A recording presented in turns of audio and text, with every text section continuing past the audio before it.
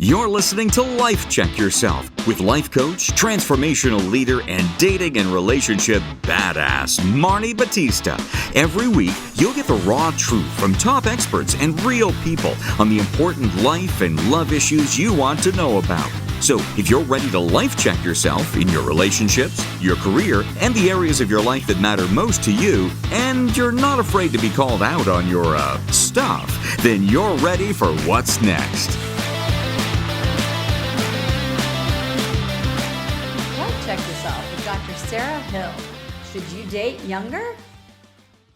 Ladies, you are going to love this one because I'm here with Dr. Sarah Hill, who is an award-winning research psychologist and professor with expertise in women, health, and sexual psychology. I bet you're excited. She's also a consultant for Cougar Life, which I definitely want to hear about. A dating app for those seeking female-led age gap relationships. And she was recently on the Netflix documentary, The Principles of Pleasure. So super excited to have you here. And I also know that for what I did on my research, you also sort of have this interesting approach on how hormones sort of impact all of these things. And it's really funny. I was just talking to a client who is premenopausal, but has a lot of stuff. And she's like, I'm really afraid to take hormones. But she's got a lot of problems and pain and all these things. And so I just thought, let's just start there because I know in my own journey, which I can tell you about later, but I had all these misconceptions about that. I was very miseducated.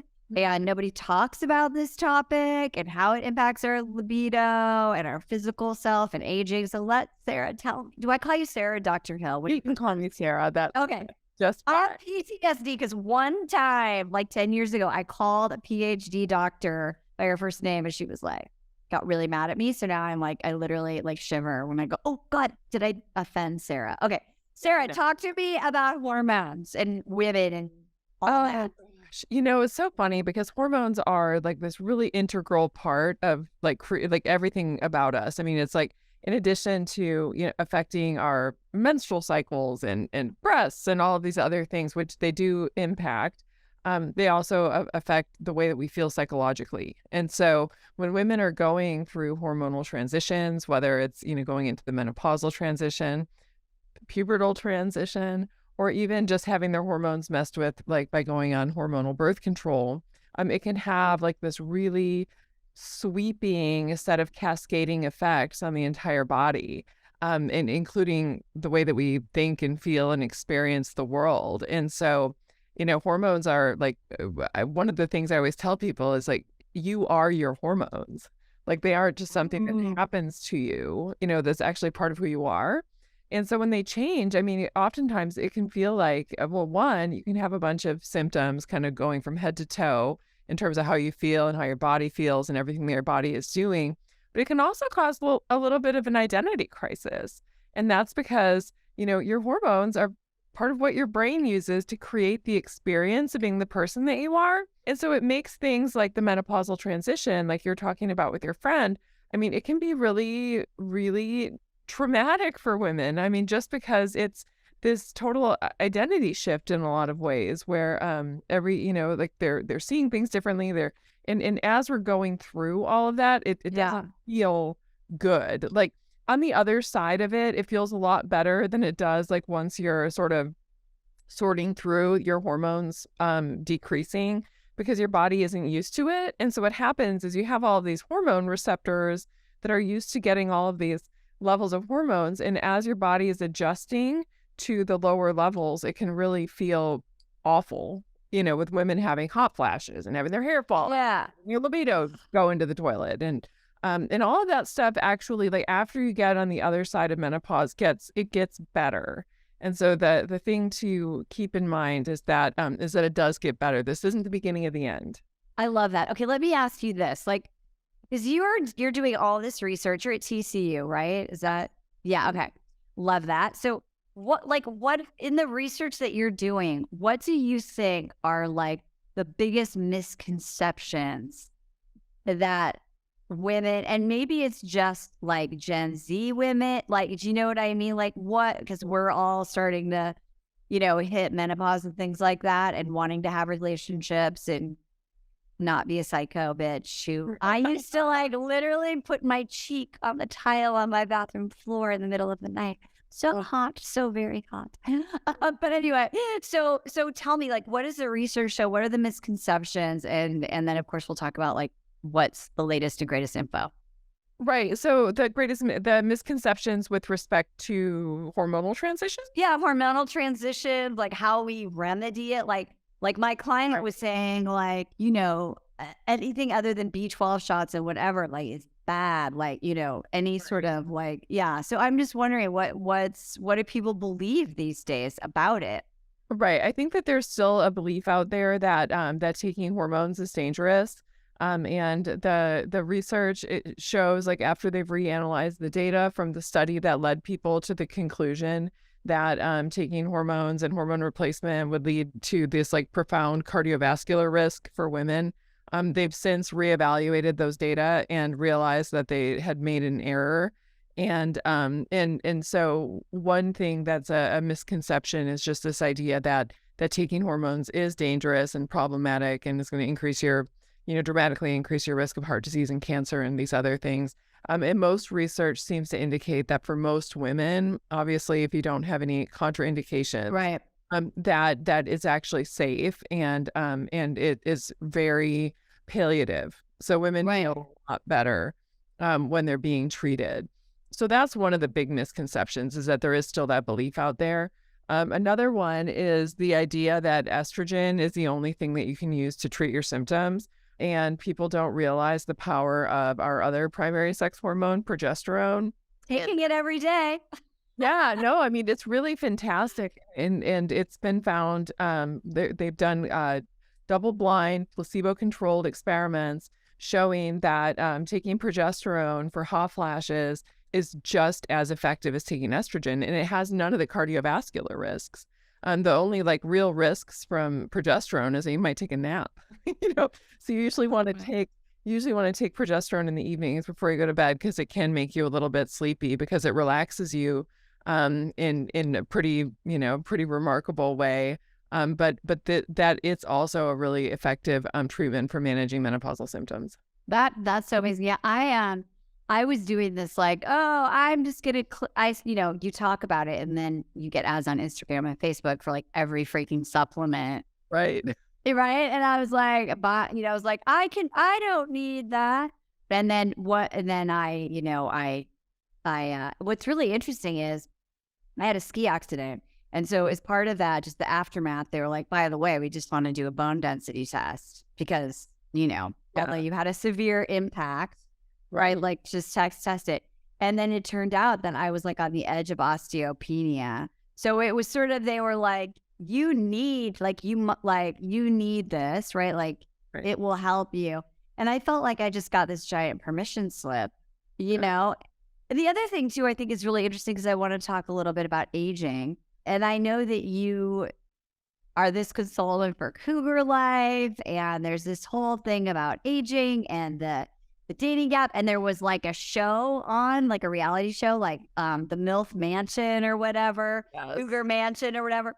So because it's like this interesting thing, right? Like there's all these stereotypes, and yet like if we approach aging, whether it's in your 40s, 50s, 60s, or whatever, then we can evolve. We can be really still who we are, which means that we're sexual, active, lovely women. So can you just talk about like what's going on out there? Right. What are you finding? Well, it's funny because I think that, we culturally, we have these beliefs about women and about sexiness and attractiveness and desirability as a partner, and even like being worthy of love and relationships and pleasure. And it's all very tied into youth and this idea that the only type of beauty and desirability and sexiness is something that is associated with being in your 20s, being in your 30s. And I think that we're starting to see that change a little bit. And I think that part of it is that, we know a lot more and we're able to better keep women young and vital. Like, so for example, with hormones, like treating women with hormones, even just little things like, and I'm certainly not saying like in order to be beautiful and energetic and all these other things that you need to go and do anything to yourself, but even things like tooth whitener. And, it's like we have so many different things that we can do to like remain and look like in a way that allows us to feel confident in ourselves. Right. I think that that's been one piece of what's happening where we're seeing that women are embracing the fact that they're older because they're like, look, I can be older and I don't need to feel like I look like my, grandma Moses. And I think that that's a lot of it because, culturally, women's sexiness is so tied into beauty, and the idea of being able to continue to feel beautiful as you get older, I think is really important for women, and so it's like we can talk about this as being, oh, well, it's because you want, it's like we feel like we have to do this for men, but most women I talk to, it's like it's very much about themselves and how they feel about themselves. And so I think that that's a big piece of it. And I also think that we're starting to, as women are like getting access to our own resources, that for a very long time, it was like we were dependent on men. Right. And we had to, be partnered with somebody, and then that's who we were relying on.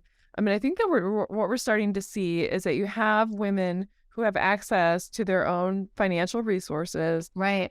good jobs, and that feels powerful. It's like women's power used to be all about their attractiveness. I mean, and like whether they have a partner, Right.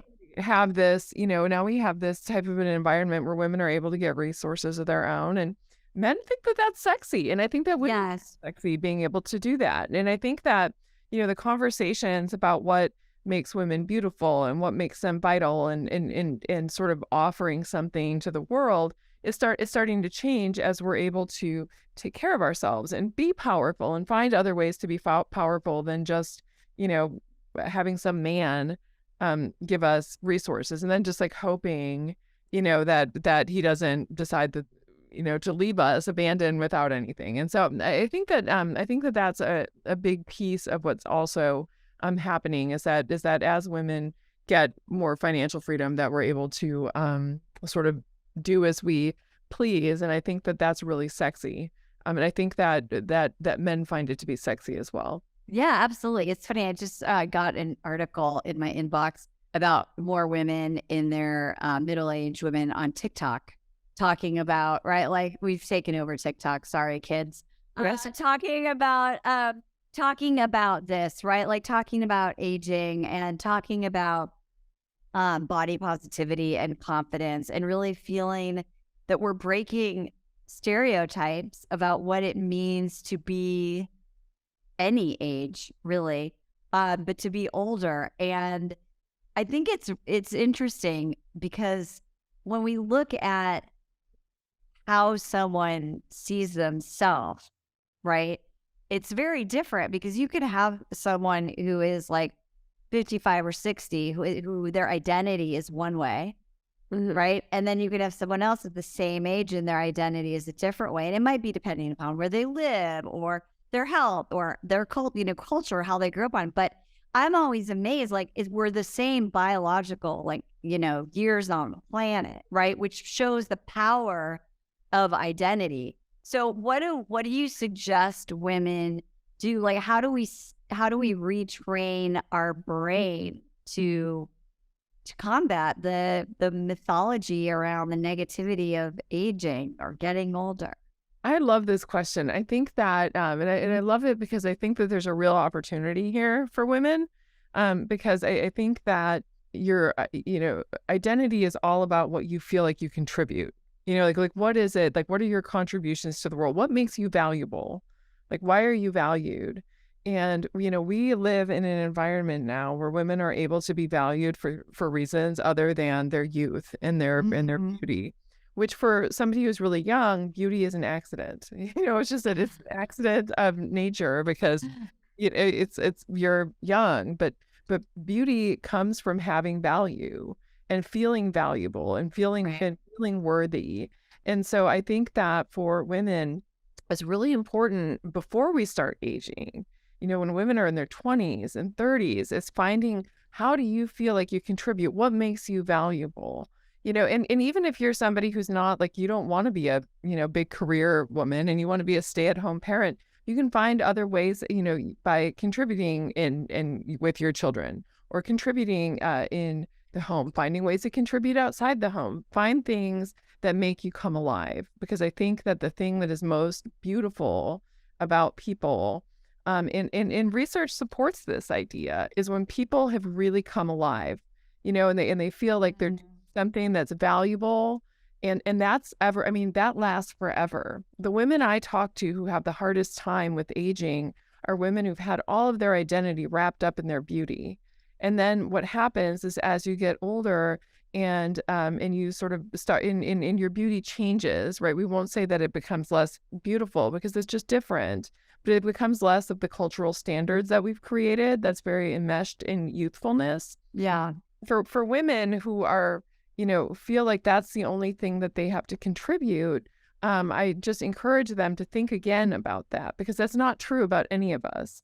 And that it's really about having a little bit of a journey of self-discovery to figure out what it is that you contribute, what those things are, and then to really nurture those things. And then from that, we're able to find our inner beauty.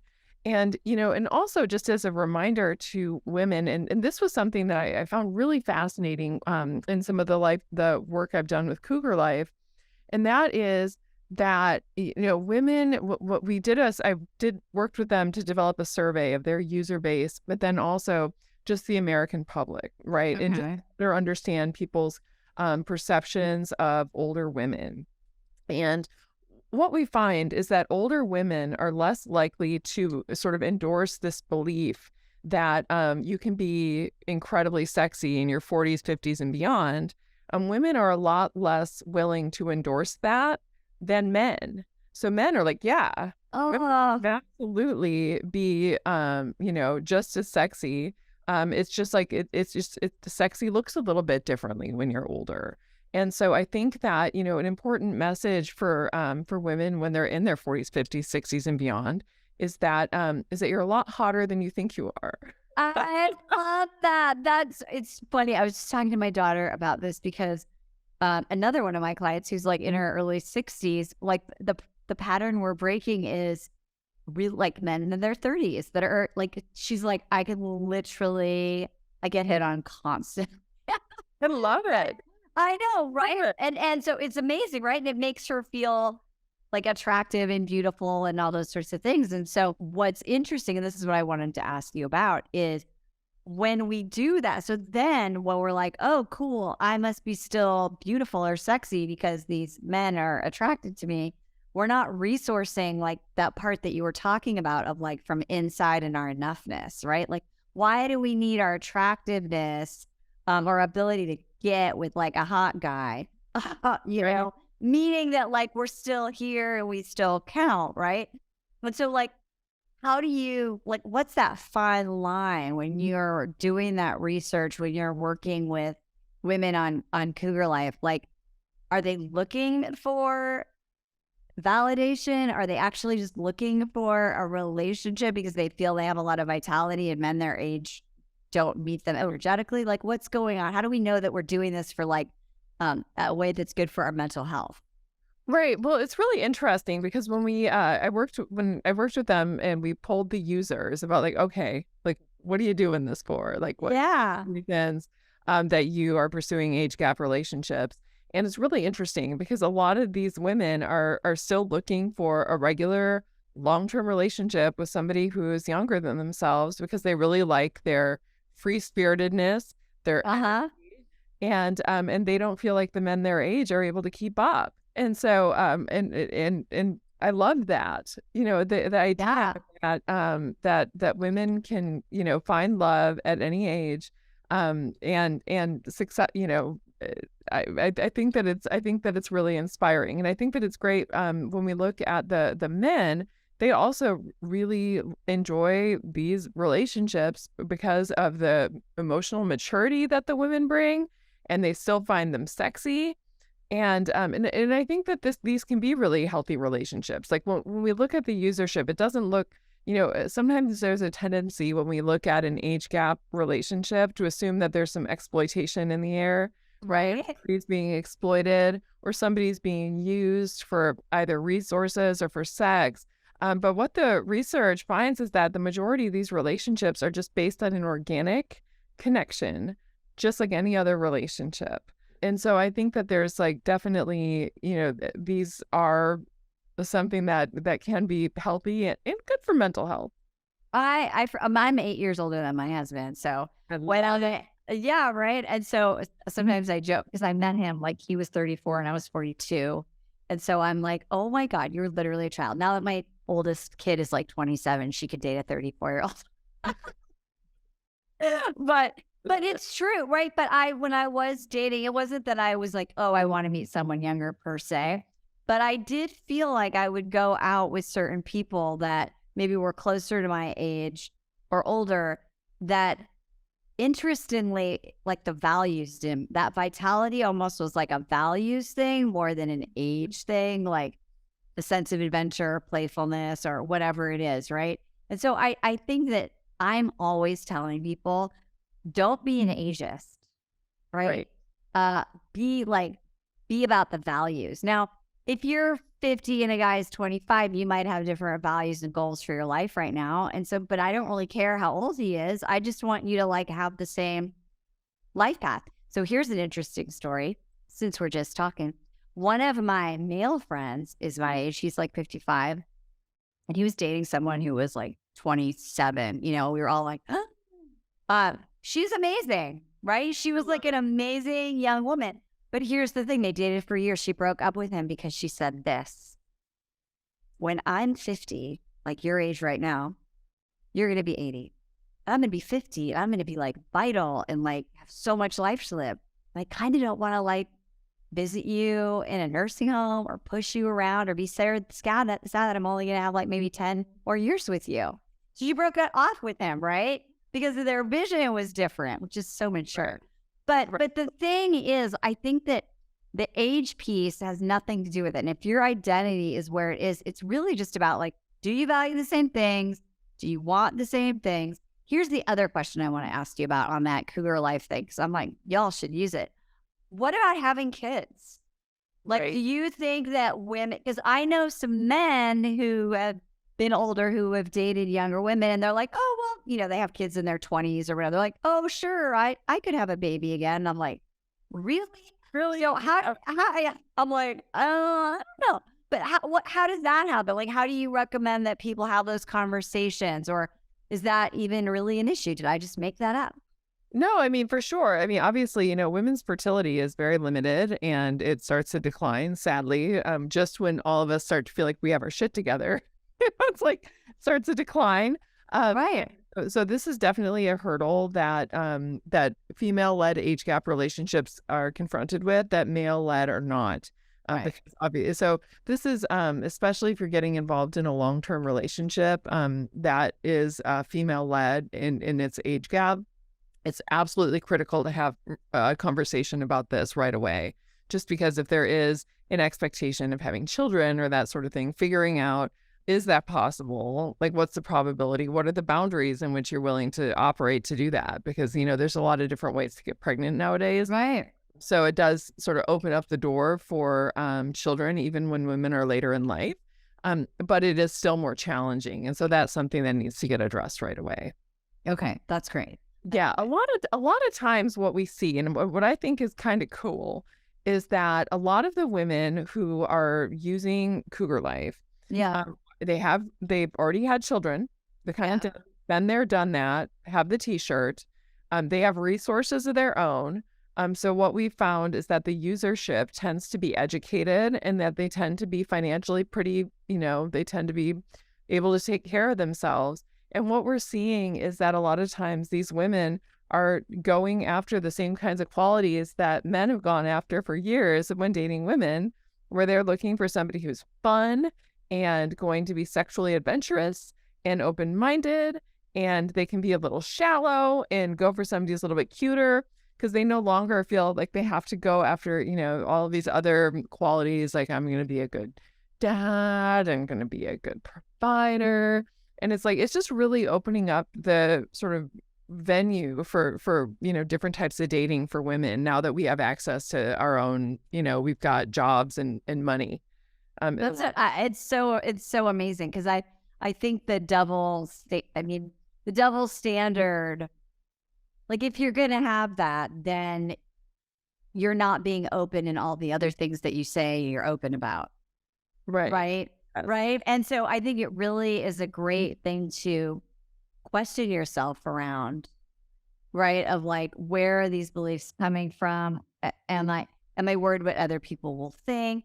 All the same stuff that I deal with when clients are working on the dating of someone even in their own age range. They're like, he's not cute enough. He's not tall enough. He does, right? And so I think this is really about like getting rid of all those expectations of yourself or others and really look at like, what is it that you need right now in your life? And how do you feel when you're with that person, and kind of forget right about the age piece. Yeah, that's so interesting because I do think that especially women, well, maybe this is true for men. I study women, so of course I think, well, Yeah. it's this way for women. Yeah. But there's definitely this tendency to think about what other people are going to think, and it guiding relationship choices. And when you think about how absurd that is, when this is this person that you have to spend all this time with, and you're the only person who's stuck with them behind closed doors. Right. And one of the things that we found in our research with Cougar Life was this was actually like one of the primary barriers to age gap relationships is fear about what other people are going to think. And which is terrible. I mean, when we think about it, and I think that women, a lot of times when we look at the types of sort of relationship qualities that tend to predict problems in the long run, it's women choosing partners based on check boxes. Yes. Yeah. Like choosing somebody who on paper looks like a really great partner and it's like really going to impress their friends, and like socially everybody's really going to be accepting of it. But then ultimately there's a dissatisfaction there because it's not actually what they want or what's going to bring them fulfillment. And I think I think that you're absolutely right about this. I think that one of the biggest pieces of wisdom, and I hear this when I talk to women who are divorced and are getting remarried or are back in the dating scene or whatever, that this is one of their largest lessons has been, don't choose a mate for somebody else. Yeah. Mate for yourself. And that is leading women to like choose very different partners from their initial partner choice, which is I think really interesting. Yeah, no, I think that's really true. It's funny. I'm really into reality TV, so we're watching this Jewish matchmaking show that just hit on Netflix. Love it. But it's really interesting because the matchmaker is asking like these clients, like, what is it that you want? And it's so like some of them are like, well, this is what my family thinks I should have. Some of them are like, the most things that are ridiculous, like, he needs a 6-pack. He needs to, have this kind of like a house or, whatever it is. And so we were sitting around the living room watching it, and it's like having a conversation. It's like, in the end, we have to, I call them non-negotiables, right? Like, what are your values? Right. Right. Because having now been married for almost 15 years, like those things that you get together with someone, they have to be really strong because to last the long term, right? Because I met my husband when he's 34. Well, now he's almost 50, right? So, right. It has to be for the long term. This is so great. What is the last thing? So, if you look at like what advice, would you give to women about how to really stay empowered around and have agency around their physical selves, right? So that they feel empowered and have agency through all their life. Like what is that advice? I mean, for me, there's two things. So one is understand and believe, as I said before, that you're hotter than you think you are. because I think that we've bought this cultural messaging to such a degree that we can't even. I was talking with a woman who was in her 50s, and she was sitting next to somebody at a bar who was like 40, a man who she was like, he was making eyes at me, but I thought there's no way that it was like, it totally didn't even occur to her, because it just seemed absurd that a younger man would be interested in her. And I think that that's a shame. And so one thing is just understand that your value isn't completely tied to your youthfulness. And then the second thing is as we said before, and that is find what makes you come alive, and do it, because that's the thing that's going to give you absolutely timeless beauty. And that's something that you can take with you. Yeah, life is short. Get off the goddamn couch.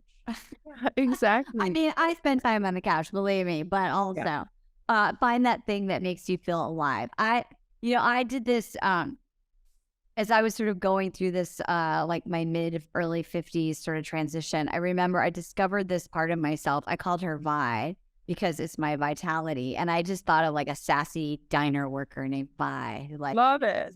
doesn't give a shit, right? And I was like, wow, Vi has always been with me just because of whatever is happening physically or just even time is happening, right? She is still there, right? And so it's like, find whatever your identity is of that part of you that is enlivened, that is like the soul behind your eyes, that has nothing to do with like your age. Like, bring her to the forefront. Because I love this. You're hotter than you think you are. Yeah, you are. I mean, it's like we are hotter than we think we are, even just like from like to a complete stranger who knows nothing about all the things. But then on top of that, it's like if you go out and you do the things that make you come alive, that's attractive, that's sexy, and that's sexy no matter what age you see it at. And I have a moment where I'm like, oh, being a woman and aging is just sucky. Then I see Diane Keaton and I'm like, hell yeah. Like, yeah, no, we can do this. We can do this. I love it. I love the work that you're doing. Thank you for making such a huge impact and empowering women.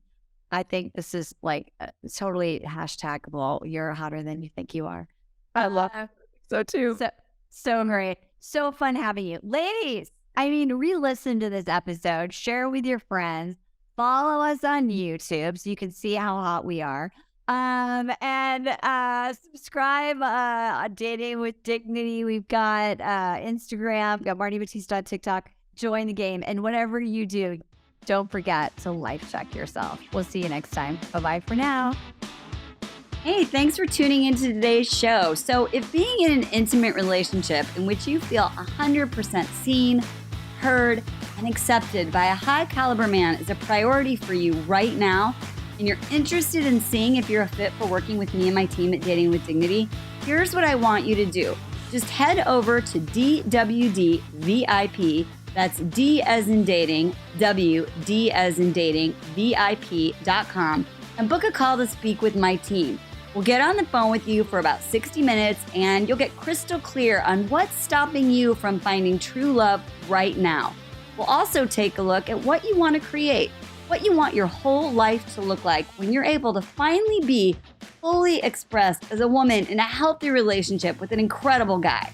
And if we can help you get from where you are right now to where you want to be, we will show you the fastest path possible that makes sense for you to do that.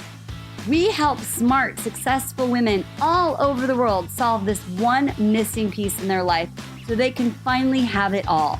So to see if we can help you do the same thing, head over to DWDVIP.com. I'm Marni Battista, and let's talk soon.